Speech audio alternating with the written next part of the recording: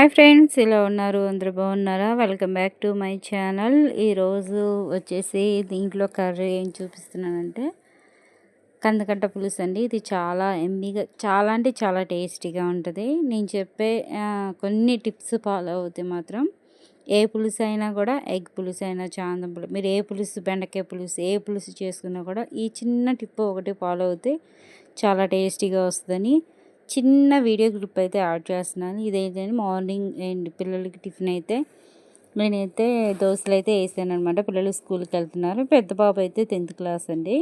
బాబు 7:30కి అలాగే వెళ్ళిపోతాడు అనమాట. ఇడ్లీ అనేది కొంచెం లేట్ అవుతుంది, కానీ అది అందరూ తినాలి కదా వేడిగా ఉన్నప్పుడు అని చెప్పి దోశ అయితే ఎవరి కాళ్ళకి వేయొచ్చు అని చెప్పి ఎక్కువ దోశ పిండి అయితే రెడీ చేసాను. పెద్ద పాపకి దోశలు వేసి ఇస్తున్నాను అనమాట. ఈరోజు కూర వచ్చేసి కంద పులుసు అనమాట.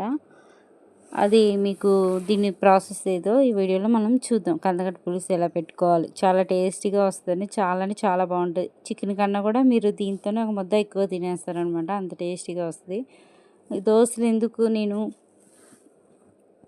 క్రిస్పీగా వేయట్లేదని అంటే, ఇక్కడ వచ్చేసి మా పిల్లలకి కొంచెం మెత్తగా ఉంటేనే ఇష్టపడతారు. క్రిస్పీగా వేయాలి అంటే దాంట్లో ఆనియన్స్, పచ్చిమిరపకాయలు, ఇంకేంటి కొత్తిమీర, క్యారెట్ ఇవన్నీ కలిపి వేస్తే, దాంట్లో మళ్ళీ పల్లీ చట్నీ చేస్తే అప్పుడు అలా క్రిస్పీగా పిల్లలు తింటారనమాట. ఈ పక్కన వచ్చేసి అయితే నేను కందగడ్డ అయితే 1/2 kg ఉంటుంది ఫ్రెండ్స్. అత్తయ్య పంపించింది కందగడ్డ. ఇది మనం చెక్కు తీసుకొని ముక్కలుగా కోసి దీంట్లో కొంచెం సాల్ట్ అండ్ పసుపు వేసి అయితే ఉడకబెట్టుకుంటున్నా. సాల్ట్ అండ్ పసుపు వేస్తే ముక్కలు తొందరగా బాయిల్ అవుతాయి, తొందరగా ఉడికిపోతాయండి. ఈ టిప్ అయితే ఫాలో అవ్వండి. మీరు ఎంతసేపు కూడా మామూలుగా ఉడకబెట్టండి, ఉప్పు కొంచెం పసుపు వేసి చూడండి, తొందరగా ఉడికితాయి.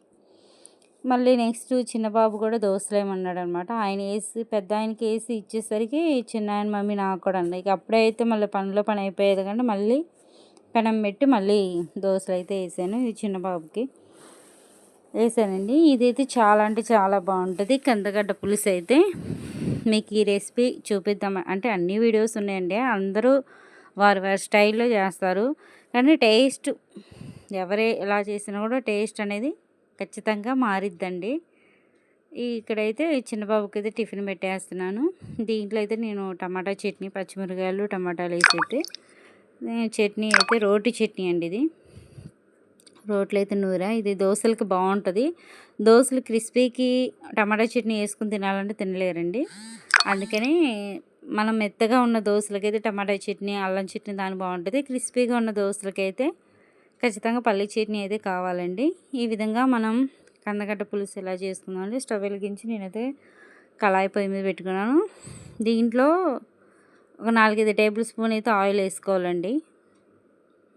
ఎందుకంటే ఉల్లిపాయలు అనేది నేను 1/2 kg కందగడ్డకి నేను పెద్ద సైజు ఉల్లిపాయలు నేను 4-5 తీసుకున్నాను అనమాట.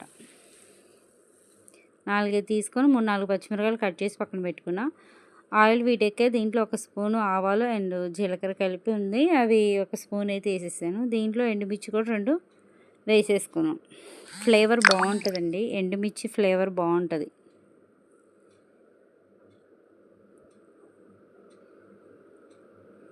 దీంట్లోనే మనం కరివేపాకు వేసుకుందాం,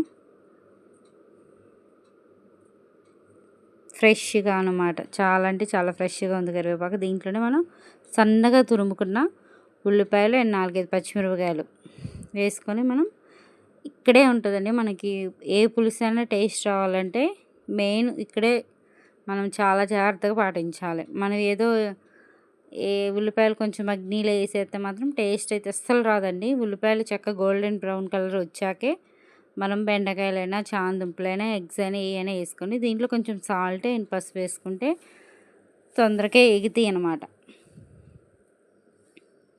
ఒకసారి కలుపుకుందాం.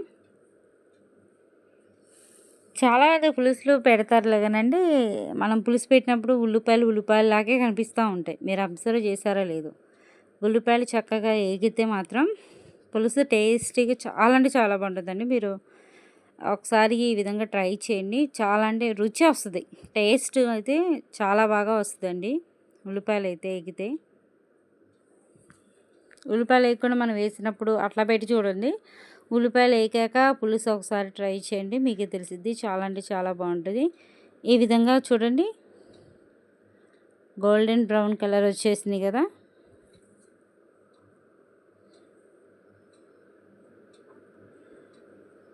విధంగా వచ్చేసినాయి కదా ఫ్రెండ్స్. ఇంకా చూడండి, దీంట్లో మనం ఉడకబెట్టి పక్కన పెట్టుకున్నాం కదా కంద ముక్కలు, అవి దీంట్లో వేసేసుకుందాం.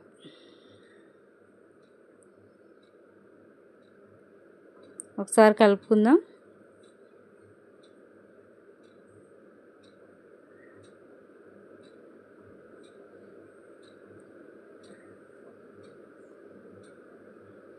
ఈ ముక్కలు కూడా ఎందుకంటే మనం దీంట్లో వేసుకునేది చక్కగా ఉప్పు కారం అన్నీ కూడా ముక్కలు పడతాయి. చూడండి ముక్క ఎంత చక్కగా బాగాలేదు. మరీ మెత్తగా ఉడికినా కూర అనే టేస్ట్ బాగోదు. కొంచెం మనకి ఉడికింది మనకు తెలిసింది కదండి. మరీ గుజ్జు గుజ్జు అవుతే బాగోదు ముక్క. సరిపోండి. దీంట్లో 2 టేబుల్ స్పూన్లు అయితే కారం వేసుకుందాం. 2 స్పూన్ల కారం వేసుకున్నాక మనం ఒకసారి కలుపుకుందాం.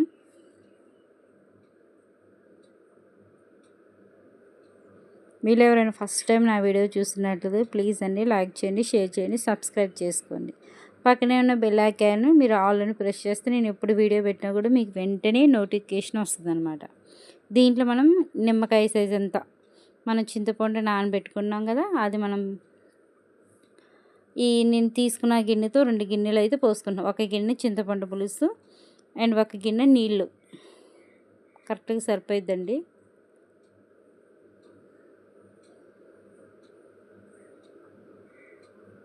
ఒకసారి కలుపుకుందాం.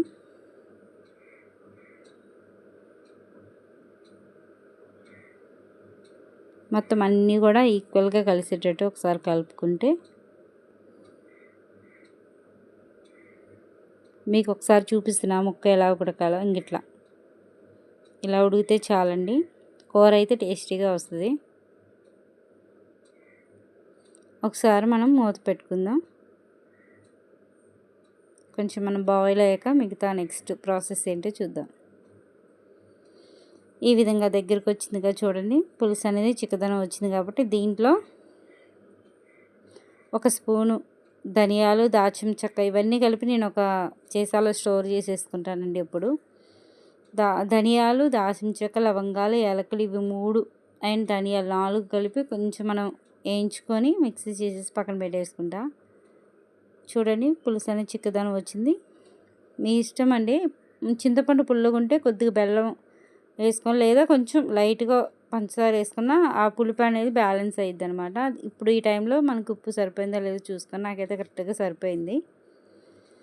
చాలా ఎమ్మీగా టేస్టీగా చాలా అంటే చాలా బాగుంటుందండి. మీరు చికెన్ కూడా తినరు అంటే అంత ఇష్టంగా ఇలా ఒకసారి చేసుకోండి. 4 ముద్దలు ఎక్కువే తినేస్తారనమాట. చాలా అంటే చాలా బాగుంటుంది. ఫైనల్గా మనం దీంట్లో కొత్తిమీర వేసేసుకుందాం. అయిపోయింది ఫ్రెండ్స్. ఎంతో టేస్టీగా కంద పులుసు, చికెన్కి మించిన కూర ఇది కంద పులుసు అంటే. నేనైతే మా ఇంట్లో అందరికీ కూడా చాలా ఇష్టం. మీరు కూడా ఒకసారి ట్రై చేయండి. మీకు ఎలా వచ్చిందో నాకు కామెంట్ చేయండి. అండ్ నా ఛానల్ నచ్చితే లైక్ చేయండి, షేర్ చేయండి, సబ్స్క్రైబ్ చేయండి. చూడండి ఎంత ఎమ్మీగా ఎంత టేస్టీగా ఉందో.